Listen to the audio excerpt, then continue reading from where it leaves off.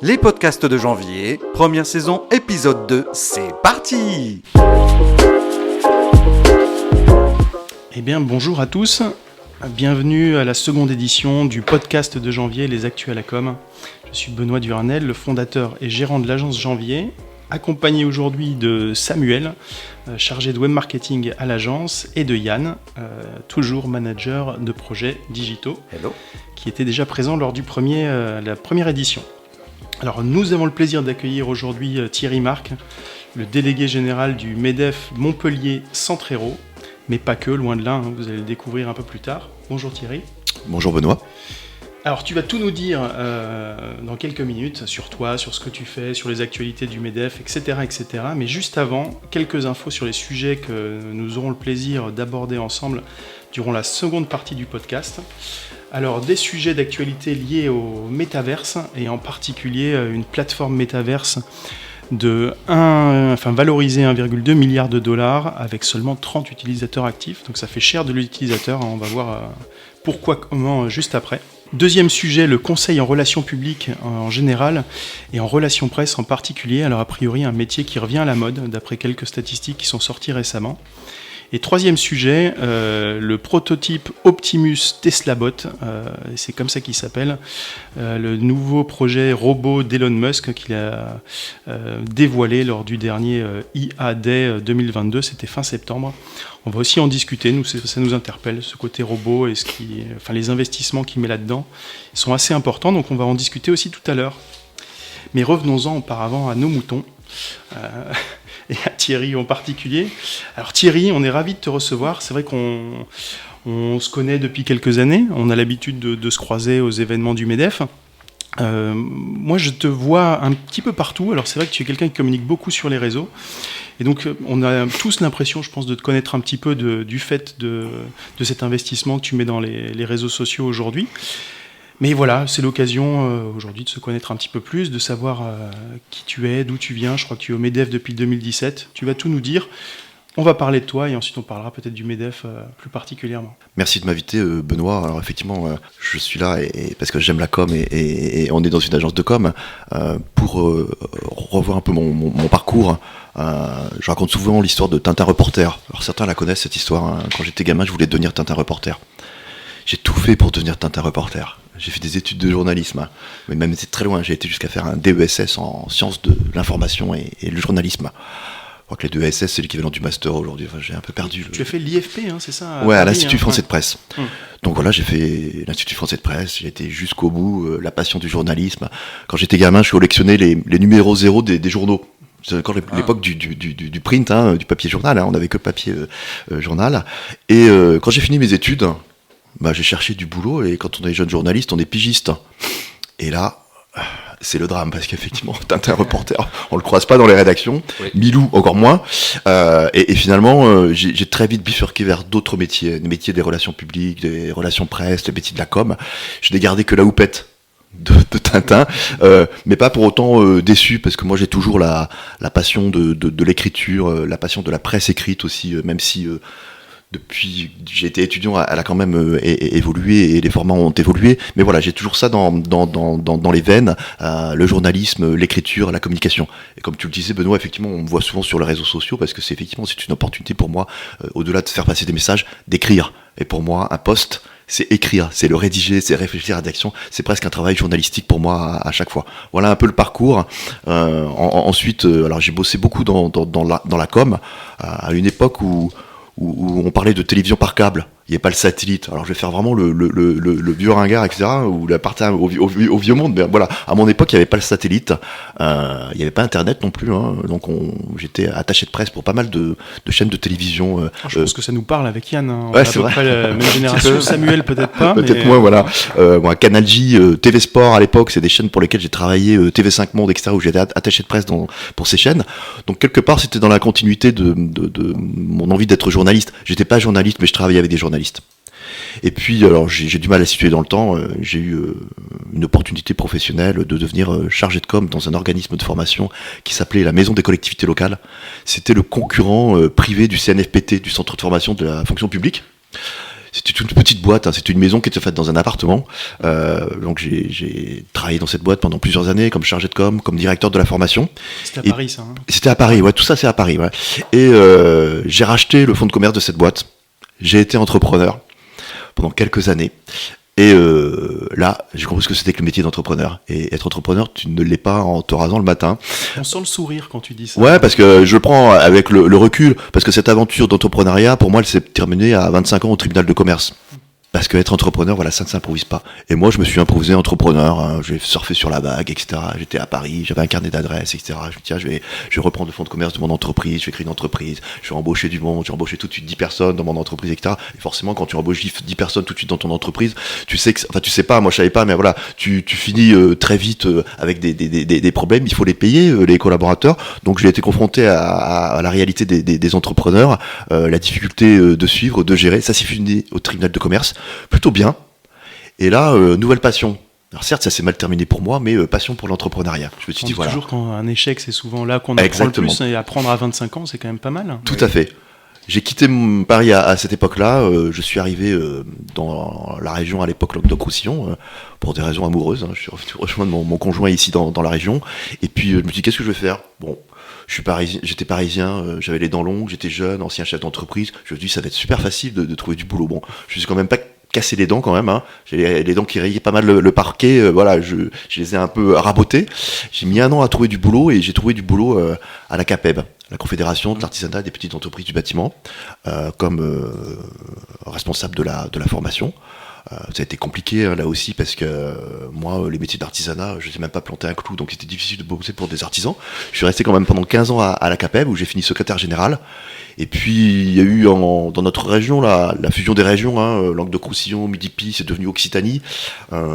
J'ai échappé à la fusion parce que j'ai eu dans ma vie un accident de voiture au moment où il y a eu cette fusion, donc j'ai été mis en retrait et que j'en suis sorti de ma rééducation. La fusion avait eu lieu et mon poste avait été supprimé.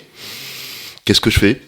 Je regarde autour de moi, au loin de la lumière au MEDEF. Bon, sur le coup, je me suis dit le MEDEF, c'était pas trop ma tasse de thé, parce que pour moi, le MEDEF, à l'époque, c'était le CAC 40, les patrons, les capitalistes, etc. Bon, et quand j'étais à la CAPEM, on me disait le MEDEF, c'était le grand méchant loup. Donc voilà, j'ai quand même été là-bas parce qu'il y avait de la lumière. Et souvent dans la vie, ce sont des opportunités et c'est des rencontres humaines. J'ai rencontré le président, hein, à l'époque, Samuel Hervé. Et quand je suis sorti de mon entretien d'embauche avec Samuel Hervé, je lui ai dit, j'aimerais bosser avec vous. Et il m'a renvoyé, il me dit, j'aimerais bien bosser avec vous aussi. Et ça s'est fait comme ça. On a senti, hein, enfin nous adhérents ou gens qui côtoyaient le MEDEF, qu'il y avait une alchimie particulière entre vous. Exactement. Et que ça matchait bien. Quoi. Ça a matché et dans la feuille de route, j'avais effectivement pour objectif de rénover un peu l'image du MEDEF. Je crois, avec toute modestie, qu'on l'a réussi, pas seulement sur la forme, mais aussi sur le fond. Voilà. Et depuis 5 ans, je peux dire que je m'éclate et je suis content au MEDEF. J'ai changé de président maintenant, un nouveau président, Jean-Marc Oluski. Et pareil, voilà, on a la même vision, la même symbiose. Et pour revenir un peu au début de mon parcours, certes, je me suis éloigné du métier du journalisme, mais quelque part, voilà, on s'en rapproche parce que mon premier métier au MEDEF, c'est de mettre en lumière les chefs d'entreprise. Donc c'est de la com. Les réseaux sociaux, on les pratique. Je pratique pas tous les outils de communication modernes aujourd'hui, mais effectivement, les réseaux sociaux, j'ai appris effectivement à les utiliser. J'ai appris à comprendre leur mode de fonctionnement. J'ai appris un peu à comprendre aussi les algorithmes, etc. Je vais pas dire que je suis un pro des réseaux sociaux, mais effectivement, sur mes comptes personnels, sur les comptes professionnels, j'ai plutôt l'impression que ça marche bien. Et comme tu le disais, Benoît, on a l'impression que tout le monde me connaît. Je suis partout et à la fois nulle part, mais on me connaît surtout par les réseaux sociaux, par mes posts qui sont souvent des posts d'engagement. Voilà un peu pour le parcours. Mais écoute, très bien. Hein. Moi, je vais revenir un petit peu sur ton historique. Alors, je ne sais pas quel âge tu as, Thierry. C'est pas marqué sur LinkedIn et je n'ai jamais posé la question. Mais je vais en profiter, comme ça tout le monde le saura. J'ai 55 ans. 55 je suis né à 31 décembre. Bon, bah super. Failli 56 alors. Mais écoute, donc 55 ans, tu as travaillé, comme tu le disais, 15 ans à la CAPEB. Tu es parti au MEDEF en 2017. Est-ce que tu te vois continuer aussi longtemps ? Donc peut-être finir ta carrière au MEDEF ? Est-ce qu'il y a d'autres projets ? Comment tu vois les choses peut-être dans les années qui viennent ? Je ne sais pas si je ne vais pas dire que je vis au jour le jour, hein, mais effectivement, je suis à un âge où je me projette moins et où on a forcément moins d'ambition. Si je peux durer au MEDEF et si je me fais plaisir au MEDEF, je continuerai au MEDEF. Sinon, oui, j'aurai d'autres projets. Et puis aussi une réalité, alors c'est une réalité personnelle, etc. J'ai pas envie de travailler jusqu'à 65 ou 70 ans. voilà, mais ça c'est un choix personnel. Je crois qu'il y a des réformes qui arrivent je sais, à ce ouais, sujet. Bon, voilà, ça m'échappe un peu, même si je suis au MEDEF et qu'on regarde bien entendu ce projet. Personnellement, voilà, j'ai envie d'arrêter avant l'âge de la retraite, sans doute, pour effectivement profiter de la vie et profiter d'autres engagements ou d'autres plaisirs. Alors, ma question n'était pas innocente. Je te parlais de tout ça parce que, en dehors de ton engagement fort au MEDEF, moi, je te vois de plus en plus aussi poster des images. Donc, tu es artiste aussi, donc tu exposes dans plusieurs lieux sur Montpellier. Est-ce que tu peux nous en dire un peu plus? D'où t'es venue cette passion? Parce que je crois que c'est récent, par contre. Alors, c'est récent. Alors, ce sont des photomontages. Donc je travaille sur mon smartphone et sur ma tablette. Je travaille sur coloriage, superposition de photos. L'histoire, ça fait 3-4 ans que je fais ça, mais à titre personnel, je le faisais pas pour exposer. Et j'ai une amie, Géraldine Auré, pour ne pas la citer, qui elle est peintre, en plus d'être entrepreneuse, qui un jour me dit j'expose à la Gazette Café. Génial, je suis content pour toi, etc. Et Géraldine me dit il y a une place pour toi parce qu'il y a tout un espace pour des photos. Moi je me dis j'ai jamais exposé, etc. C'est pas pour moi. Pour faire plaisir à Géraldine, je rencontre la directrice artistique de la Gazette Café. Je lui montre mes œuvres, si je puis dire. Elle me dit ça c'est bien, ça c'est bien, ça c'est bien. Et je me dis non mais c'est une blague. Géraldine, cette fille, elles sont complices, etc. Et donc je me suis pris au jeu. J'ai recherché un imprimeur parce qu'il fallait imprimer, etc. La première exposition à la Gazette Café en mars dernier a été remplie d'émotions parce que je voyais pour la première fois mes réalisations dans des grands formats. Donc ça a été une émotion intense. Même avant le vernissage, quand j'ai déballé mes tableaux et que je les ai accrochés, je me dis waouh. C'était mars 2022 ou mars 2021? Mars de 2022. Donc vraiment une méga émotion, les larmes aux yeux parce que voilà, je voyais. Et après, j'ai partagé parce qu'effectivement beaucoup de personnes, d'amis sont venus. Alors certains te disent que c'est génial parce qu'ils n'ont pas envie de te contrarier, mais au-delà, il y a pas mal d'inconnus aussi qui ont dit c'est génial, etc. Et j'ai eu beaucoup de commandes privées. Et puis surtout pour moi, je continue parce que je me considère pas comme un artiste, je me considère plus comme un messager. Derrière chaque tableau, pour moi, il y a un message. Souvent un message politique. Ma dernière exposition, celle qui est en cours, et on peut aller la voir jusqu'au 3 novembre aux Nouvelles Grisettes à Pérols.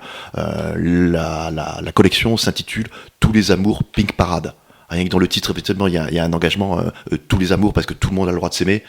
Les hommes avec les femmes, les hommes avec les hommes, les femmes avec les femmes, les transgenres aussi. J'ai un tableau qui est consacré aux transgenres. Donc c'est une façon pour moi, effectivement, de faire passer un certain nombre de messages sur ces questions LGBT. Ça marche, je vends, je le fais pas pour vendre, bien entendu si je rentre dans mes frais c'est bien, mais je le fais surtout pour le partage et pour l'engagement parce que ça fait partie de mes projets et j'expose en décembre avec Franck Seller qui est un autre artiste connu sur Montpellier à nouveau à la Gazette Café pendant tout le mois de décembre. Donc oui, c'est nouveau, je sais pas si je vais continuer, pour l'instant moi je fonctionne beaucoup avec le plaisir, tant que ça me fait plaisir et que je fais plaisir et qu'il y a du partage et qu'il y a de l'engagement et qu'il y a du message derrière, je continuerai ces expos. Et toutes vos œuvres, est-ce qu'on peut les voir sur... Vous avez fait un site web, vous avez un Instagram, Alors, vous les je me suis mis à Instagram. Pour la petite histoire, pour vous dire mon niveau, et je vais pas dire de la vieille école, voilà. Moi, je me suis mis sur Instagram parce que la seule façon d'avoir des nouvelles de mon neveu et de ma nièce, c'était d'être sur Instagram. Donc j'ai appris Instagram et j'ai utilisé les grands-parents sur Facebook il y a voilà, quelques exactement. années. Voilà. Donc Insta, je m'y suis mis. Et puis effectivement, j'ai compris aussi qu'Insta, quand on était artiste, c'était un vrai vecteur de communication. Donc on trouve mes œuvres sur Insta. J'ai pas de site internet encore, je sais pas si j'en ferai, mais c'est surtout sur Insta, bien sûr. Et sur Instagram, pour aller dans ce sens, Yann, c'est un compte personnel ou c'est un autre compte sous un nom d'artiste C'est un compte personnel, le nom un tout petit peu s'appelle Marco Thierry 67 ou Thierry Marco 67, je sais plus, donc c'est pas un nom d'emprunt, je me cache pas derrière un autre nom, en tout cas, voilà. J'ai pas de complexe, notamment par rapport à ma vie professionnelle, bien entendu, il faut que tous mes engagements soient compatibles avec ce que je fais au MEDEF, mais en l'occurrence c'est compatible. Là où ce serait moins compatible, c'est si je m'engageais par exemple dans la politique, effectivement là ce serait un peu contradictoire, ce serait un peu gênant. J'ai pas d'état d'âme par rapport à ma vie dite d'artiste et en tout cas ma vie professionnelle. D'accord, donc Marco Thierry 67, donc 67 j'imagine c'est plus ton année de naissance que tu viens pas de Strasbourg, non? Non. Ok. Je me mets à la place de quelqu'un du coup qui aimerait lancer ses expositions un peu comme tu l'as fait. Comment tu as fait un petit peu pour faire connaître le concept, que voilà tout le monde... Vraiment, je me suis pris comme un amateur. Voilà, j'ai pas structuré parce que c'est arrivé comme ça du jour au lendemain avec cette aventure à la Gazette Café où il a fallu exposer du jour au lendemain. J'ai suivi le mouvement en fait. Ok. Voilà, j'ai pas structuré une offre ou une com, etc. Bien entendu, je travaille maintenant ce que je publie, je choisis les œuvres, j'explique les œuvres parce que ce sont parfois des œuvres qui peuvent être interprétées. Donc j'ai ce mode d'explication un peu de pédagogie, mais voilà, il y a pas une offre structurée. Là encore, je le fais vraiment pour le plaisir. Donc, Ça le reste un plaisir, projet je partage. passion, quoi. Ouais, exactement. Et tu travailles avec un appareil photo, plutôt avec un smartphone. Avec un smartphone. On fait des photos tellement incroyables aujourd'hui que... Exactement, un smartphone, une tablette. Je fais souvent des selfies que je retravaille, etc. Il y a des portraits, effectivement, que j'améliore, etc. Ouais, je fais tout avec mon smartphone. Et c'est quoi comme appareil, hein? Parce qu'ici, C'est on est des geeks, donc on veut tout savoir. C'est un Apple, un iPhone. D'accord, une série pro pour avoir les trois. Non, j'ai même pas les trois. Non. Ah, c'est magique, les trois J'ai lentilles. deux petits trucs derrière. Là. Ok. On va pas Bon, reparler de ça sera DALL-E, qui était un des sujets de la semaine dernière, Oui. avec l'intelligence artificielle qui inventait à la volée des images, des selfies, mais plutôt que DALL-E, je suis plus partisan des auteurs, artistes comme Thierry qui aujourd'hui ont une vraie réflexion, une vraie passion et, comme tu le disais, un engagement derrière tout ça. Maintenant, voilà, je me compare pas tout le temps à un artiste parce qu'effectivement, quelqu'un qui prend un pinceau, qui peint, etc. Il y a un vrai travail artistique, voilà. Moi, il y a un travail artistique, mais j'ai envie de dire qu'il est beaucoup plus facile. Voilà. Moi, je sais pas dessiner, par exemple. Bon, donc j'ai beaucoup de respect pour les vrais artistes, voilà, les peintres, etc. Voilà, ils ont une technique. Moi, la technique, je bidouille un peu avec mon téléphone ou avec ma tablette, mais voilà, c'est un bidouillage effectivement qui marche. Mais je me considère plus comme un artiste bidouilleur que comme un vrai artiste. Ce qui compte, c'est le résultat, après tout. Exactement. Peu importe le travail. Ce que les gens en pensent. Et la manière dont on le fait, c'est la restitution à la fin qui fait tout. Et voilà, j'ai hâte de voir ces images. Je chercherai sur Instagram. On va trouver un bon lien, donc tu gardes cette partie d'artiste, malgré tout, comme une passion à côté, mais ton métier principal, ou ton unique métier aujourd'hui, donc c'est délégué général du MEDEF, donc Montpellier Centre Héros. C'est MEDEF Héros Montpellier. MEDEF Héros Montpellier, ouais. J'ai encore l'ancien nom en tête, excuse-moi. Alors, peut-être dis-nous un peu plus, qu'est-ce que tu fais exactement au MEDEF, quel est ton rôle, et surtout, que fait le MEDEF en ce moment, comment le MEDEF communique. Bref, je pense que ça passionne, tu l'as dit, vous avez eu une actu très chargée les derniers temps avec la REF qui a été un gros succès, tu vas nous en dire un peu plus aussi.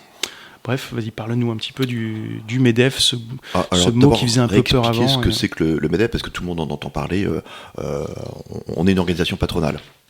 On est là pour défendre les chefs d'entreprise sur le territoire. Moi, dans le MEDEF que je pilote ici sur Montpellier, c'est un MEDEF à taille humaine, c'est un MEDEF plutôt avec des petites boîtes. Souvent, dans l'imagerie collective, on pense au MEDEF, c'est le CAC 40, c'est le gros patron, etc. Voilà. Ici, si j'étais un MEDEF du CAC 40, j'aurais pas beaucoup d'adhérents. Parce que le CAC 40, on peut pas dire qu'il soit très présent sur le territoire. On a plutôt un tissu économique composé de TPE, PME. Donc 80% de mes 900 adhérents sont plutôt des TPE, PME. Donc on travaille avec ces entreprises, on essaye de les accompagner au quotidien, de les représenter. Et surtout, dans une organisation patronale, le fer de lance, c'est la gestion des mandats. Alors qu'est-ce qu'un mandat ? J'ai des chefs d'entreprise qui sont adhérents, qui à un moment lèvent le doigt et disent je suis candidat effectivement pour m'engager dans le collectif. Ils deviennent juges au tribunal de commerce, juges au conseil des prud'hommes, ils représentent leur père à la médecine du travail. Voilà. À Montpellier, ici on gère 350 mandats. C'est ça d'abord une organisation patronale. Occuper des mandats, avoir des relais dans tous les organismes effectivement qui tournent autour de la vie du chef d'entreprise pour pouvoir accompagner, défendre nos chefs d'entreprise. Et nos chefs d'entreprise, aujourd'hui, sont confrontés à beaucoup de problèmes. Alors le quotidien du MEDEF, les problèmes de recrutement. Au MEDEF, on n'a pas de baguette magique. Dans tous les domaines ou c'est Dans tous les domaines aujourd'hui. Il n'y a pas aujourd'hui une entreprise qui me dit pas j'ai pas de problème de recrutement. Les problèmes de recrutement, le coût d'énergie, vraie préoccupation. Là aussi, j'ai pas de moyens d'appuyer sur le bouton pour baisser le prix de l'énergie. Mais notre rôle, en tout cas, c'est de faire remonter toutes ces informations, de les capitaliser et de les synthétiser et de transmettre au pouvoir public. On est là aussi pour tirer la sonnette d'alarme. Le MEDEF, quand il rencontre les pouvoirs publics, les représentants de l'État, c'est leur dire attention, parce que derrière, il y a des enjeux, il y a de l'emploi, il y a du développement économique. Et une organisation patronale, c'est d'abord ça, représenter, défendre, alerter. Donc ça, c'est notre métier quotidien. Et puis au MEDEF aussi, ici à Montpellier, on est aussi un réseau économique. Alors souvent, on nous compare à un réseau économique. On n'est pas qu'un réseau économique, on est une organisation patronale aussi. Réseau économique, on crée des opportunités de rencontres, on organise beaucoup de réunions au MEDEF dans les moment où il n'y a pas de crise, Covid ou autre, etc., on organise à peu près une centaine de réunions par an au MEDEF. Il y a des petits et des gros événements. Et le gros événement qu'on a monté cette année, en début septembre, la rencontre des entrepreneurs de France, à peu près plus de 1000 participants sur Montpellier, des têtes d'affiche importantes, Marlène Schiappa qui est venue pendant 2 jours à nos côtés, Raphaël Enthoven, Julia De Funès, voilà, des stars, si je puis dire, de la conférence, qui sont venus inspirer nos participants, nos adhérents pendant toute une journée. Et surtout pour nous, MEDEF, c'était une façon de dire, voilà, on est en capacité de mobiliser, et le MEDEF c'est aussi un réseau influent. Et la REF elle a aussi servi à ça, c'est plutôt un beau succès. Il y a beaucoup de gens qui me disent, mais quelle était ta agence de com? Je suis désolé, on n'a pas utilisé Janvier pour organiser la REF. Quelle était ton agence de com? Et moi, avec fierté, je me dis, mais il n'y a pas d'agence de com, c'est l'équipe du MEDEF. Il y a 7 collaborateurs permanents à mes côtés au MEDEF, c'est nous qui avons monté cet événement, donc on est plutôt fiers. Ce qui est beaucoup d'ailleurs, moi, dans mon souvenir, vous étiez que 2 ou 3, mais peut-être on que est je un retarde MEDEF aussi. structuré, qui a des moyens, mais nos moyens ce ne sont que les adhésions de nos adhérents. Moi, la politique générale ici au MEDEF, c'est de ne pas solliciter de financement public. Donc j'ai pas de compte à rendre à des partenaires publics qu'on respecte, avec lesquels on travaille. Tous nos financements sont issus des entreprises. Donc si on est structuré, c'est qu'il y a beaucoup d'entreprises qui adhèrent, qui signent des partenariats avec nous. Ça aussi, c'est notre fierté, notre indépendance. Et d'ailleurs, combien d'adhérents au MEDEF Montpellier? On est à peu entre 850 et 900 adhérents. Ce qui est énorme. C'est énorme, et puis en même temps, on a une marge encore sur le territoire, parce qu'il y a beaucoup d'entreprises sur le territoire. Mais oui, ça fait de nous effectivement un MEDEF structuré, un MEDEF influent, et un MEDEF qui pèse en tout cas sur le territoire. J'avais une petite question par rapport à ce que tu disais tout à l'heure sur la représentativité, enfin en tout cas vos discussions avec la représentativité de l'État. Comment vous faites remonter les préoccupations des chefs d'entreprise que vous accompagnez? Vous les faites remonter au niveau local? Vous les faites remonter au MEDEF national qui lui-même va les faire remonter plus haut? Il y a 3 niveaux au MEDEF, comme dans beaucoup d'organisations et beaucoup de réseaux. Il y a un échelon départemental qui est le mien, il y a un échelon régional, il y a un MEDEF Occitanie, et il y a un MEDEF national. Avec toute modestie, je trouve que moi qui ai pratiqué d'autres réseaux, le réseau MEDEF il est plutôt bien structuré, il fonctionne bien. C'est-à-dire que c'est fluide entre ces 3 échelons. Voilà. Si on veut alerter un ministre, c'est très facile pour moi de faire passer le message à Geoffroy de Bézieux, qui est le président national, qui lui-même va interpeller un ministre sur une préoccupation. Donc c'est plutôt fluide. Mais ça aussi, c'est le réseau d'influence et c'est la force de notre réseau. Donc ça fonctionne comme ça. Moi, les informations, les alertes, les préoccupations, on les fait remonter au niveau local, la préfecture, les services de l'État, les collectivités locales quand elles sont concernées par les problèmes, et puis je fais remonter au MEDEF Occitanie ou directement au MEDEF national. C'est plutôt fluide et c'est plutôt bien réactif. C'est aussi ça qui fait la force d'un réseau. Comment tu vis ça aujourd'hui? Donc ce réseau il est important. Je pense qu'on en a tous vu en plus la force pendant cette période de Covid enfin moi je trouve qu'il y a eu une présence particulière du MEDEF. Enfin on a beaucoup échangé, on t'a vu partout, tu as créé des nouveaux moyens de communication avec les différents membres du réseau. Est-ce que tu as senti que finalement le Covid avait créé peut-être une opportunité de communication aussi pour le MEDEF à ton niveau? Oui, je confirme. Alors effectivement, ça a été une période difficile parce qu'il a fallu qu'on se réinvente. Il y a beaucoup d'entreprises qui ont pendant cette période compris à quoi servait une organisation patronale, parce qu'on les a beaucoup aidés, on les a beaucoup écoutés, on a été très proches. Alors on était à la fois éloignés, parce qu'on était tous chacun chez nous, et très proches. Moi, la première consigne que j'ai donnée à l'équipe, j'ai dit il faut que chaque adhérent, chaque entreprise soit appelé au moins une fois. Et ça a été très très apprécié par nos adhérents. Un coup de fil, comment ça va? Est-ce que c'est des problèmes? En l'occurrence, il y a des problèmes. On a résolu beaucoup de problèmes. Et la communication est devenue une communication institutionnelle. On est passé à une communication de proximité, une communication d'écoute. Et alors, on n'est pas SOS, allô, etc. Mais c'était un peu ça. Vous avez suivi les codes. Voilà, et notre communication effectivement a switché, une communication beaucoup plus proche de nos adhérents, beaucoup plus à l'écoute, beaucoup plus, j'allais dire amicale. Voilà, on s'est rapproché de nos adhérents, et toute notre communication a été dans ce sens, oui. C'est assez juste, enfin en tout cas moi c'est ce que je ressens, même si voilà on n'a pas eu de rapport plus poussé finalement depuis que ça a repris et qu'on peut bouger, mais on sent ça, peut-être cette bienveillance, cette facilité d'accès de l'équipe, et c'est très agréable. Je crois que tu utilisais le mot de bienveillance, c'est ça, voilà, ça a été la ligne directrice de notre communication et dans le message qu'on a voulu porter, oui. Ok.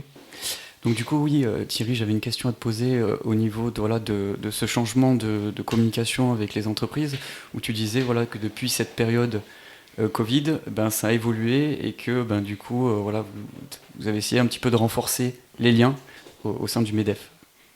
C'est clair qu'aujourd'hui, le MEDEF est reconnu effectivement pour sa capacité à accompagner les entreprises. Effectivement, la période du Covid nous a aidés effectivement dans ce sens. Beaucoup de nos adhérents percevaient le MEDEF un peu de loin. À quoi ça sert ? Où ils sont ? Ils font de la politique, ils font pas de la politique, etc. Et la perception a radicalement changé. Parce que je pense, on était dans cette bienveillance, et puis on a été, pour certains chefs d'entreprise, et particulièrement des petites boîtes, on a été dans la gestion de la souffrance aussi. Bon. Moi, on avait des chefs d'entreprise, alors je l'ai jamais dit, mais effectivement, on les appelait, effectivement, ça pleurait au téléphone. Donc, on a remis finalement l'humain au centre de notre communication, voilà. Et moi, le premier, effectivement, on travaille avec des entreprises, mais on travaille d'abord avec des entrepreneuses et des entrepreneurs. Et cette sensibilité, on l'a ressenti effectivement dans la période du Covid. C'est ce que je disais, ça nous a rapprochés. Je vais pas dire que tous les chefs d'entreprise ont pleuré au téléphone, hein, c'est pas le cas, mais voilà, on a aidé, on a écouté, et on a essayé aussi de résoudre des problèmes et des situations qui étaient compliquées. Donc voilà, on a vraiment repositionné notre organisation dans ce sens, sans doute beaucoup plus humaine, non pas qu'elle ne l'était pas avant, mais on a replacé l'humain au centre de notre communication et au centre de nos dispositifs. Oui. Et en dehors... Désolé, je disais, c'est sûr que les problématiques des entreprises étaient tout autres pendant la période du Covid. Ils arrivaient avec des questions voilà, vous n'aviez pas l'habitude forcément de traiter. Il y a une grosse préoccupation qui est une pression de survie. Hein. J'ai des chefs d'entreprise. Au MEDEF, on a des grosses boîtes, des petites boîtes et des toutes petites boîtes. On a même des solos. Hein. Le solo, quand il a fallu arrêter son activité, c'est le porte-monnaie. Moi, j'ai une entrepreneuse qui un jour me téléphone pendant cette période du Covid. Elle me dit: ne sois pas surpris si tu n'arrives pas à me joindre, parce que je suis pas persuadé de pouvoir payer ma facture de téléphone à la fin du mois. Bon, j'ai pas de solution, et c'est pas mon job d'aller payer la facture de mon adhérent, mais voilà, j'étais à l'écoute. Voilà, je l'ai appelé plusieurs fois pour savoir comment elle allait, effectivement. Donc on sort quelque part on est sorti de notre métier d'organisation patronale. Voilà, on était à l'écoute, proche de nos adhérents, et quand on pouvait trouver des solutions, on les a trouvées. Toute cette période, les entreprises ont heureusement bénéficié de plein d'aides. Ben, certains chefs d'entreprise n'arrivaient pas à obtenir leur aide, parce qu'ils n'avaient pas coché la bonne case, parce que le dossier il était bloqué quelque part, etc. Voilà, là on a joué notre rôle, parce qu'effectivement dans tous les organismes qui ont financé, qui ont aidé, effectivement on a des interlocuteurs, donc on a débloqué des dossiers aussi. Donc là aussi c'est le côté humain, parce que débloquer des dossiers, ça a sauvé des entreprises, ça a débloqué de la trésorerie, ça a permis effectivement à certaines personnes de se nourrir ou de payer leur facture de téléphone, tout simplement. Ok. Et pendant cette période, vous communiquiez donc par téléphone en approche directe, mais aussi, quels étaient les autres moyens pour informer les entreprises ? Site internet, newsletter Alors, le site internet, hein, il y avait une page spéciale COVID hein, où toutes les informations étaient relayées, et il y avait beaucoup d'informations. Le travail de communication, ça a été aussi de trier. Il y avait deux options, soit on noyait nos adhérents avec toutes les informations qu'on avait, et ils étaient noyés, mais ils n'avaient pas spécialement envie d'être noyés dans ce contexte en plus, donc on a eu un gros travail de tri. La page du site internet dédiée aux aides du Covid a été effectivement extrêmement vue, les réseaux sociaux bien entendu. Voilà. WhatsApp et Messenger. Hein, ouais, Messenger, on a tout utilisé, on a créé une boucle WhatsApp, etc. On inondait peut-être effectivement, voilà, mais pour nous ça a été aussi une façon de communiquer auprès de nos adhérents, avec des outils de communication spécifiques, des newsletters, des infos flash, etc. Et aussi d'élargir. Il y a plein de chefs d'entreprise qui sont venus au MEDEF, qu'on a renseignés, qu'on a aidés, qui n'étaient pas spécialement adhérents, et c'est ça aussi la communication bienveillante. C'est aussi pouvoir nous dire aujourd'hui, ben voilà, vous n'étiez pas adhérent hier au MEDEF, mais on vous a quand même donné un coup de main, on vous a aidé, voilà. J'espère qu'ils sont devenus adhérents aujourd'hui, mais quelque part, peu importe, ça contribue à la communication générale, et ça nous sort effectivement de cette image trop fermée, trop sur nous, etc., ou un réseau d'affaires qui est renfermé sur lui-même. Voilà, on a aussi changé cette image. Bon, le Covid, check, c'est fait. Aujourd'hui, donc on a passé un cap, on en parle évidemment un petit peu moins. J'imagine que les liens que tu as pu tisser ou que le MEDEF a pu tisser avec les adhérents pendant cette période te donnent sûrement aujourd'hui des données peut-être plus précises de l'état de l'économie régionale, la bonne santé des entreprises locales.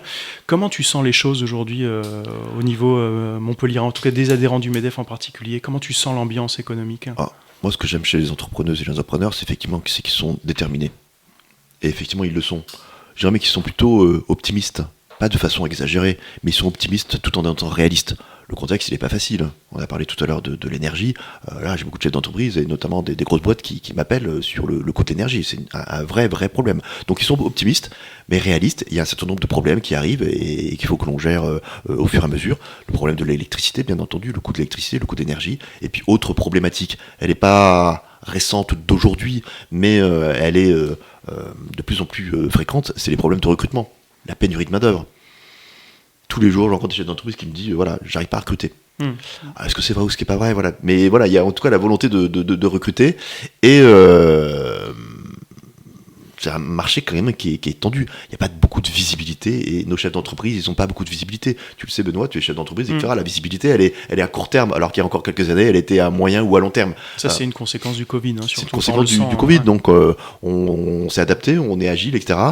Déterminé, optimiste. Le moral est plutôt bon. Mais effectivement, des inquiétudes sur l'avenir. Et puis il y a aussi un autre point important, il y a beaucoup d'entreprises qui ont bénéficié de ce qu'on a appelé le PGE, le prêt garanti par l'État en période de Covid. Ce PGE, il faut le rembourser. Aujourd'hui, s'il faut rembourser ce PGE avec en plus une contrainte de coût de l'énergie, ça pose problème. J'ai un autre indicateur, voilà, j'essaie d'être réaliste, optimiste, parce que je suis payé pour être optimiste, mais aussi réaliste. Quand on regarde le nombre de défaillances d'entreprises aujourd'hui, il est en augmentation. Donc ça, c'est une inquiétude supplémentaire. Légèrement ou tu sais ou... Non, il voilà, y a vraiment une reprise. Autant pendant l'après-Covid, on se dit c'est génial, il y a carrément plus de défaillances. Alors les entreprises étaient certaines sous perfusion, donc peut-être ces entreprises qui étaient sous perfusion qui auraient pu disparaître avant le Covid et qui ont survécu pendant la période. On se dit voilà, il n'y a pas une avalanche de dossiers au tribunal de commerce. Voilà, là ça reprend. Les défaillances se reprennent. Alors il y a des secteurs en particulier. C'est clair que les secteurs de l'hôtellerie, de la restauration et qui sont liés au tourisme ont été quand même pas mal touchés et sont plutôt les principaux dossiers. Mais voilà, il y a cette inquiétude. Les défaillances reprennent. Ok. Écoute, on va repartir sur la note positive, dire que évidemment il y a des indicateurs qui seront négatifs, mais on va partir sur le positif, sur l'optimisme, et on aura l'occasion d'en reparler d'ici la fin de l'année ou en 2023 pour voir comment les choses évoluent. Mais tu as raison, je pense qu'on est tous optimistes, et même si on l'était un petit peu moins, on se ferait un petit peu une méthode Coué pour le rester. Oui, bien d'accord. Merci pour tout ça. Thierry, je ne sais pas si tu as quelque chose à nous dire en plus sur le MEDEF ou non. Certainement plein de choses. Voilà, juste une particularité ici au MEDEF à Montpellier. Voilà, on essaie d'être forte proposition. Et dans les cartons, on a un projet dans lequel on souhaite engager les entreprises du territoire. On va créer une agroforesterie à Montpellier. Enfin, sur le territoire. Alors, je ne sais pas si ça vous parle d'une agroforesterie. Absolument pas. C'est un lieu où on va expliquer ce que c'est que la biodiversité, planter des arbres, expliquer pourquoi on choisit tel ou tel arbre, les essences, pourquoi les insectes, les herbes, etc. Alors pourquoi on va faire ça ?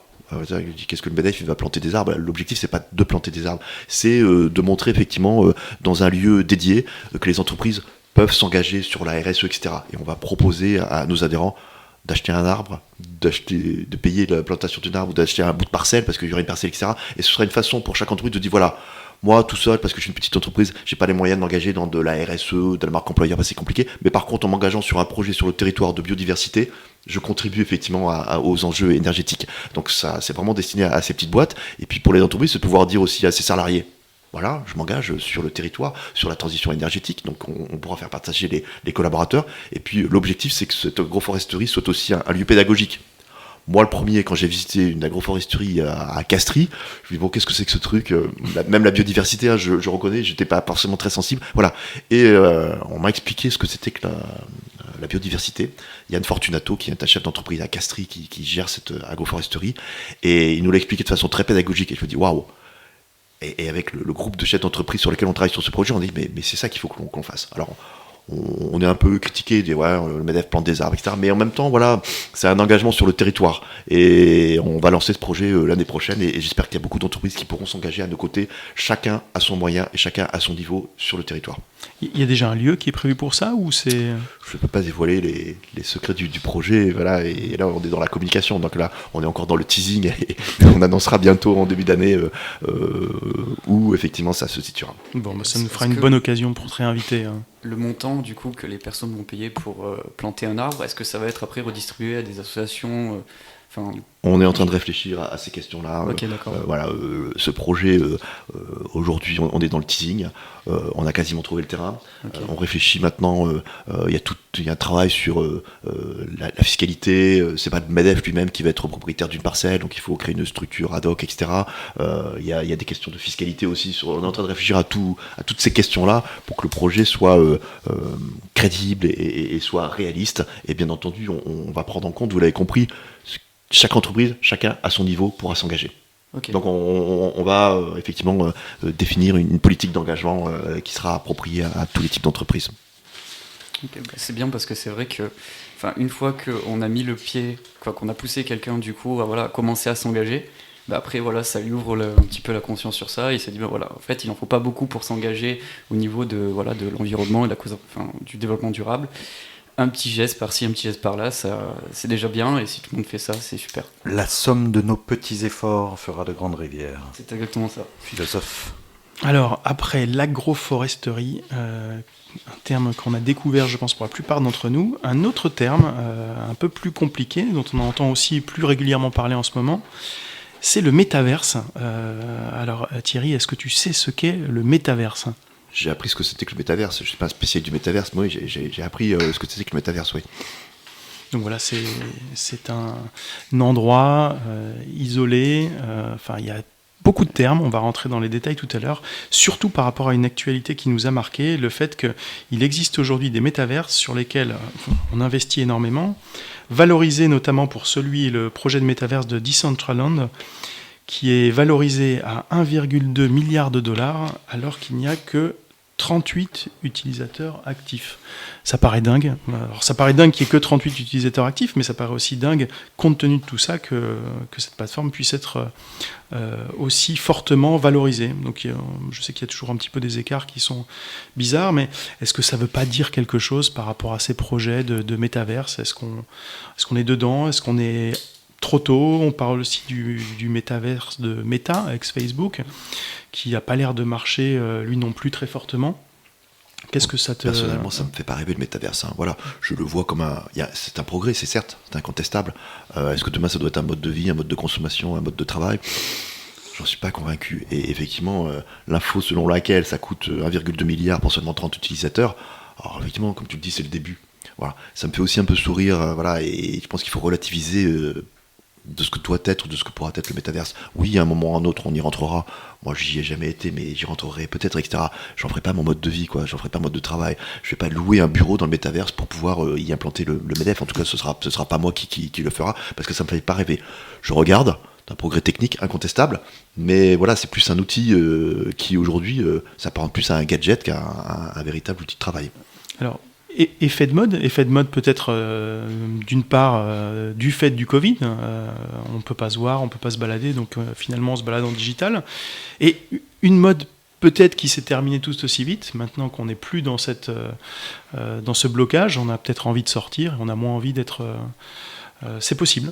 On a été dans le métaverse pendant la période de Covid, hein. On a appris les uns et les autres à utiliser Zoom, Teams, etc. Moi, le premier, j'ai appris qu'il y avait une caméra sur mon écran, sur mon ordinateur, donc on a été quelque part dans un espèce de métaverse avec nos collaborateurs, avec nos familles, avec nos proches. Et aujourd'hui, on est revenu à une situation à peu près normale, même si on utilise toujours ces outils-là. On se rend compte aussi des limites de ces outils. Moi, franchement, des réunions encore qu'on organise aujourd'hui en mode hybride. C'est compliqué. Hein. C'est compliqué, quoi. Hein, quand ça saute, quand l'image est brouillée, quand le diaporama passe pas, etc. Voilà, c'est super, c'est un super outil, mais il faut pas, à mon avis, les généraliser. Aujourd'hui, moi, le moins je peux faire de réunions en visio, le mieux je me porte. Alors effectivement, quand il y a des rendez-vous commerciaux, c'est facile, effectivement, voilà, mais faire des réunions, voire des réunions qui peuvent durer plusieurs heures en visio, etc. Bon, moi, c'est pas ce que je privilégie aujourd'hui, donc je serai pas un client du métaverse demain, et puis de toute façon, quand le métaverse sera généralisé, etc., moi, je serai ailleurs et je ferai autre chose. C'est vrai que ça a été propulsé très rapidement avec pendant la période du Covid, un petit peu cette période un peu pro-digitale où tout a été accentué, il y a eu un gros effet de mode sur tout ce qui était métaverse et NFT, et maintenant que ça redescend, que ça s'apaise, on voit l'effet de mode qui s'essouffle un peu, on ne sait pas trop comment ça va évoluer sur les prochains mois, années. on verra bien, mais est-ce que du coup, vous, du côté du MEDEF, est-ce qu'il y a des entreprises qui viennent vous voir avec des projets du coup en lien avec du NFT ou du métaverse? Non, très peu. Franchement, Ok. c'est pas la tendance. Ça va être contre-productif pour moi, mais voilà, on est plutôt dans la vieille économie. Alors, ça veut dire qu'elle est vieillissante. Bien entendu, on a des startups, on a beaucoup d'entreprises jeunes, etc. Mais ces questions-là ne nous sont pas posées. Je pense que nos chefs d'entreprise, le métavers, ça leur échappe totalement, quoi. Et est-ce que c'est pas un peu une redite des fois? Parce que le métavers, ça fait pas si neuf quand on y pense. Hein. On se rappelle, je sais pas si tu as connu, mais rien que le jeu vidéo Les Sims ou Second Life, qui est Second Life. au début des Tout années à fait. 2000. Hein. Donc, est-ce que c'est si neuf que ça finalement, le métavers? Moi, je pense pas. Effectivement, je pense que, je le redis, je pense qu'on est plus proche du gadget. Les gadgets, c'est bien, hein, parce que ça peut être utile, mais ça reste côté gadget. Il y a une autre actualité, alors c'est un de nos clients, hein, vous connaissez, je crois, Samuel Co, hein, qui est, qui est dans l'immobilier aujourd'hui, qui s'est lancé en tant que référent France hein, de EXP, qui est la plus grande agence immobilière au monde, et qui a 0 mètre carré de bureau finalement, et dont tous les agents peuvent se retrouver du dernier entrée au PDG dans le métaverse. Donc peut-être que ça peut servir hein, dans certains cas précis. Voilà, c'est un cas en tout cas qui a fait l'actu les derniers temps. Donc on voit qu'entre un certain recul hein, qu'on peut avoir en se disant est-ce que c'est bien, est-ce que c'est pas bien, effectivement nous ça nous plaît peut-être un peu moins, il y a des choses qui fonctionnent aussi. Bien sûr. Bien sûr. Il faut voir comment les entreprises vont s'en emparer. Il faut voir comment, sur cette plateforme Decentraland, c'est une plateforme purement immobilière, donc il y a des mètres carrés à vendre. Et aujourd'hui, ils arrivent à des prix assez fous, donc il y a assez peu de transactions. Et l'Ethereum a baissé en plus, hein, donc c'est un peu moins cher qu'avant. C'est un peu moins cher, ça reste hors de prix, c'est presque comparable à des prix de la vraie vie. Donc, sur cette plateforme, il n'y avait que 38 utilisateurs, mais c'était 38 utilisateurs qui avaient un contrat, c'est-à-dire qui étaient en lien avec la plateforme de manière blockchain, d'une certaine façon.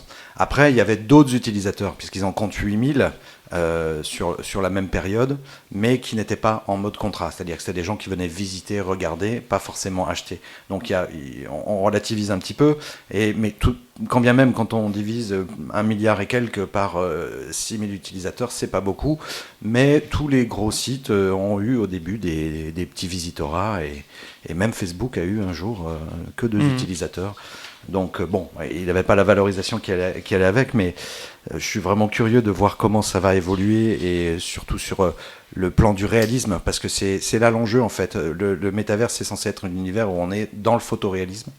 On n'y est pas encore, mais il s'en approche, et c'est l'objectif, et c'est là où ça va se confondre avec la réalité, et où on va être dans le film de Spielberg, vous savez, Ready Player One. Donc, à mon avis, il y a beaucoup de choses à faire, mais le grand public va s'en emparer, les startups vont s'en emparer, et ensuite, comme d'habitude, comme toute disruption, ça va diffuser sur les entreprises peu à peu. Donc, c'est à la fois excitant, effrayant et motivant. Alors, les métaverses, ces mondes parallèles immersifs, dont le terme a été inventé par Neil Stephenson hein, il y a une vingtaine d'années, un livre de science-fiction. On en reparlera, je pense qu'on aura tous l'occasion d'y revenir plus tard. On va passer maintenant à un sujet beaucoup plus old school, mais qui revient à la mode. C'est le conseil en relations publiques. Peut-être que Thierry, ça va aussi te parler, toi qui a toujours grenouillé entre la presse et la communication. C'est aussi un petit peu mon métier à l'origine, hein, attaché de presse. C'est un métier qui a souffert les dernières années, comme la presse. Hein, les attachés de presse ont de plus en plus de difficultés. C'est un rééquilibrage à trouver. Et c'est vrai qu'avec mes étudiants, depuis quelques années, j'entendais plutôt des retours assez mitigés sur les relations presse. Métier difficile, métier compliqué, beaucoup de temps passé au téléphone, beaucoup de convictions à mettre. Beaucoup de travail, d'attention à mettre sur le rédactionnel, donc c'était pas forcément un métier qui avait le vent en poupe. Et on est tombé sur cette étude dernièrement qui a l'air de remettre tout ça en question, où il se trouve que le conseil en RP aujourd'hui, c'est un métier qui plaît énormément. Qu'est-ce que tu en penses ? Je crois que c'est toujours un métier d'actualité, même s'il a connu des difficultés, mais c'est aussi un métier qui a dû changer, qui a dû évoluer. C'est clair que les RP, il y a 20 ans et RP aujourd'hui, elles sont différentes, donc elles se sont adaptées. Oui, on a besoin de RP, bien sûr. Bon, j'aime ces métiers, et je les ai pratiqués, et je comprends qu'aujourd'hui c'est un métier qui soit en vogue ou qui plaise, y compris à des jeunes. Maintenant, j'essaie de relativiser aussi. Moi, quand je fréquente beaucoup de jeunes, j'interviens dans des écoles, etc. Quand 99% des jeunes dans une école de com me disent qu'ils veulent devenir influenceurs, je dis oula, attention. C'était un point qu'on va aborder, hein, justement, voilà. Le conseiller en relations presse. Il faut pas tout mélanger, quoi. Hein, alors effectivement, il y a des nouveaux métiers. Je suis pas persuadé que l'influenceur soit un métier, mais voilà. Donc il faut aussi relativiser. Et RP, oui, c'est un métier qui est pro. C'est un métier qui utilise des nouveaux outils de communication, qui utilise les réseaux sociaux, etc. Voilà. Mais il ne faut pas que ça déborde aussi sur d'autres choses. Là encore, j'ai rien contre les influenceurs, mais pour moi, influenceur, c'est pas un métier. Et attention, quoi, les jeunes, voilà, ne mélangez pas tout. Préférez plutôt de devenir RP plutôt que de devenir influenceur. Et est-ce que c'est pas étonnant, justement, à l'heure de l'influence, que finalement le conseiller en relations presse refonctionne, ou en tout cas intéresse plus les étudiants? Ça paraît pas étrange? Moi, ça me paraît pas étrange, non. Mais c'est bien que la presse revienne un peu, même si là aussi la presse elle a évolué. Moi, je disais tout à l'heure en introduction que j'ai été habitué moi à la presse papier. Voilà, maintenant c'est la presse elle est digitale, et puis la presse elle se déploie effectivement sur un certain nombre de réseaux et de moyens de communication. Donc parce que la presse elle a évolué, les métiers des RP ont évolué, et c'est ce qui donne, je pense, une nouvelle image à ces métiers-là et une nouvelle attraction.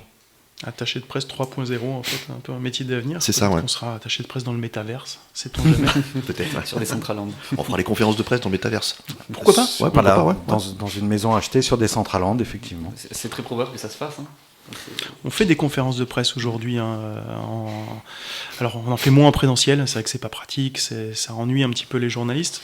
On en fait sur Zoom, enfin voilà, en ligne. Ça fonctionne, mais effectivement, peut-être que... Ça fonctionne, et puis, alors, je sais faire vieux jeu. Rien remplace néanmoins le contact humain. Quand tu organises une conférence de presse, que tu as le journaliste à côté de toi, tu peux lui glisser un off, par exemple, ce que tu peux plus difficilement faire quand tu es dans une conférence de presse en Zoom. Alors, et les offs, de presse, c'est important, parce que le boulot du RP, c'est aussi de faire passer des offs. Tu choisis à qui tu fais passer tes offs en plus. Donc voilà, et ça, dans le virtuel, c'est plus compliqué quand même. Peut-être que justement l'accentuation en fait de tout ce qui est virtuel laisse des opportunités pour le réel de revenir encore plus fort. Je pense, oui. Ok. Dernier sujet du jour. Alors on passe du virtuel au réel et inversement. On va parler maintenant de l'IA, avec en particulier l'IA Day. Donc c'est un événement qui s'est passé le 30 septembre dernier, donc organisé par Tesla. C'est Elon Musk qui a dévoilé ses projets par rapport à la robotique. En fait, les gros investissements qu'il met aujourd'hui, alors on connaît Elon Musk dans le spatial, dans les voitures, mais les gros investissements de l'année, c'est dans la robotique. Donc il promet dans quelques années un robot à moins de 20 000 € qui sera là pour vous accompagner au quotidien. Donc ça fait un peu, enfin on est dans les auteurs de science-fiction. Après Neil Stephenson, ça fait penser un petit peu au film, aux écrits d'Isaac Asimov avec ces histoires de robots. On y croit, on n'y croit pas. Ça fait des années qu'on parle des robots. Il a l'air d'y croire, et comme c'est le fantasque Elon Musk, ben voilà, ça nous a fait un peu plus réagir. Oui, Elon Musk a ce côté champ de distorsion, un peu comme Steve Jobs l'avait, c'est-à-dire chaque fois qu'il s'empare d'un sujet, ça a tendance à devenir quelque chose d'assez incroyable parce qu'il sait le mettre en valeur. Et puis aujourd'hui, il a une écoute phénoménale à travers les réseaux, hein. C'est quand même un des tweetos les plus suivis, où il doit être dans le top 50, j'imagine. Et on pourrait passer des heures sur Elon Musk à parler de ses différentes aventures. Aujourd'hui, il nous vend de la robotique. Bon, la démonstration n'a pas été géniale parce que le robot a fait quelques gestes maladroits, et ensuite il y avait une armée de techniciens qui étaient derrière à essayer de le réparer ou de rebrancher je ne sais quel câble, pendant que Elon Musk essayait de meubler en faisant des petites choses rigolotes pour la scène. Donc on n'est pas du tout sur quelque chose de près. Bon, maintenant, on peut lui faire confiance dans une certaine mesure, puisqu'il envoie des fusées dans l'espace et des voitures électriques. Maintenant, comment ça va se caractériser sur cette robotique qui deviendrait de la robotique familiale? Il y a Honda qui travaille avec son Asimo depuis le début des années 2000, avec ces petits robots qui essayent de prendre place dans nos maisons pour aider les personnes âgées, pour aider peut-être des handicapés, des choses comme ça. Bon, là encore, sujet compliqué, et surtout où va en être cette intelligence artificielle, puisqu'aujourd'hui elle est sur les machines, c'est des serveurs. Comment est-ce qu'une robotique va s'en emparer pour reproduire des gestes? Ils ont montré aussi une démo sur la manière dont ils apprenaient les gestes aux robots. Hein. Donc on fait mimer un humain avec un tas de capteurs et on lui fait reproduire un geste, mais on se rend compte que dans la réalité, prendre une boîte, puisque c'était l'exercice, c'est très facile. Quand la boîte est située toujours au même endroit, on peut reproduire ce geste, mais quand la boîte elle est légèrement décalée, c'est un autre geste, et là on l'a spontané. Donc est-ce que ces machines vont réussir est-ce que l'intelligence artificielle va réussir à reproduire tout ça? C'est encore des questions, et là on est vraiment balbutiant, hein. Les robots qu'on s'attendait en l'an 2000, en 2022, ils ont encore du mal à marcher. Moi j'adore Terminator, j'adore Robocop aussi, c'est super film, mais ça reste que du cinéma quoi. Et oui. Le flic demain qui sera comme Robocop dans la rue pour nous protéger, moi personnellement, je rêve pas de ça et j'y crois pas. Par contre je crois à l'intelligence artificielle, oui. Mais dans des applications beaucoup plus pratiques, là où l'intelligence artificielle aide et a fait des progrès vraiment considérables, c'est dans la médecine. Effectivement, le robot effectivement qui accompagne les chirurgiens pour opérer, là effectivement on donne du sens à l'intelligence artificielle. Après, effectivement le robot humanoïde, oui c'est bien, c'est un progrès. Bon, j'ai pas spécialement envie de prendre mon café le matin avec un robot humanoïde, voilà. Il y a du progrès, il y a de la com, bien entendu. Derrière, il y a Elon Musk, bien entendu, et c'est un communicant. Il a besoin de montrer effectivement qu'il est dans le progrès et qu'il investit. Et c'est bien qu'il y ait des gens comme ça qui investissent parce que ça fait avancer toutes ces technologies, ça fait avancer l'intelligence artificielle, voilà. Maintenant, tout progrès technologique, il faut que ça ait un sens. Est-ce que ça a un sens demain de dire qu'on va pouvoir partager son café avec un robot humanoïde ? Voilà, je ne suis pas personnellement convaincu de ça. Je crois qu'il y a quand même pas mal d'entreprises en région qui travaillent autour de l'intelligence artificielle. Bien sûr, l'intelligence artificielle, c'est effectivement, elle est très présente sur notre territoire. Et nous, il y a beaucoup de medtech, effectivement, qui travaillent sur des applications liées à l'intelligence artificielle, pour faciliter la vie des médecins, des chirurgiens dans tout ce qui est le cancer aussi, l'intelligence artificielle. Je crois que c'était dans le Midi Libre ce matin. Il y a un centre qui s'est ouvert à Saint-Éloi où aujourd'hui il y a plusieurs entreprises qui sur le territoire vont être un peu comme dans un hôtel d'entreprise, pouvoir expérimenter, etc. Et j'ai cru comprendre en lisant cet article que l'intelligence artificielle était au cœur de ce dispositif. Donc là, c'est la vraie vie là en tout cas. Donc Montpellier, c'est aussi un petit peu un centre original en tout cas, ou à la pointe de la technologie sur d'autres segments. Beaucoup de medtech, beaucoup de centres de recherche, le médical est plutôt bien représenté, et puis il y a ce projet territorial qui est mené par notre collectivité qui s'appelle MedValley. Voilà, donc effectivement ça génère à la fois de l'espoir, de l'ambition et puis de la réalité. Ça permet effectivement à toutes les entreprises de ces secteurs de se mobiliser, de travailler ensemble et de créer des synergies. Et l'intelligence artificielle, elle est au cœur du dispositif MedValley. Peut-être faire de l'agroforesterie dans la Med-Vallée, pourquoi pas, ça serait rigolo. Ok, écoute, merci Thierry, merci pour ta participation à ce deuxième podcast, Les Infos à la com. C'était assez intéressant, je crois qu'on a ciblé pas mal de sujets assez drôles, des sujets pour lesquels on a encore de nombreux doutes. J'espère qu'on pourra en reparler l'an prochain, peut-être à l'occasion du podcast numéro 55. On reparlera de ces sujets, on verra si on s'est trompé avec plaisir. Ou si finalement ça a évolué. Donc merci à tous pour votre suivi. Vous pourrez retrouver tous les sujets qui ont été évoqués lors de cette émission en bio, et on vous donne rendez-vous dans une quinzaine de jours pour le podcast numéro 3 des Infos à la com. Merci et à bientôt.